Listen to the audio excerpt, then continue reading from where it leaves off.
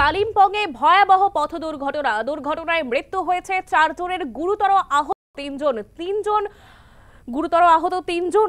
প্রত্যেকেই তারা গ্যাংটকের বাসিন্দা বলে জানা যাচ্ছে। উদ্ধার কাজে কালিম্পং থানার পুলিশ। আমরা কথা বলবো, টেলিফোন লাইনে রয়েছে আমাদের প্রতিনিধি লক্ষণ শীল। লক্ষণ, কিভাবে ঘটলো দুর্ঘটনা?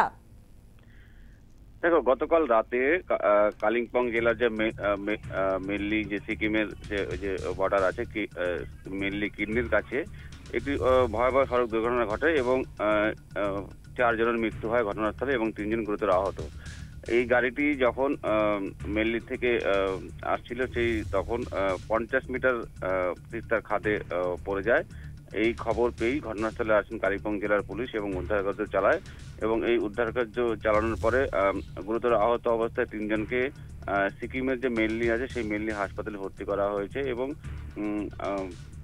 মৃতদের হাসপাতালে পাঠানো হয় এবং তাদের উদ্ধার করে নিয়ে যাওয়া হয়, মেনলি হাসপাতালে ভর্তি করা হয় এবং পুরো ঘটনার তদন্ত শুরু করেছে কালিম্পং জেলার পুলিশ। কিভাবে এই দুর্ঘটনা ঘটলো তার তদন্তে কালিম্পং থানার পুলিশ।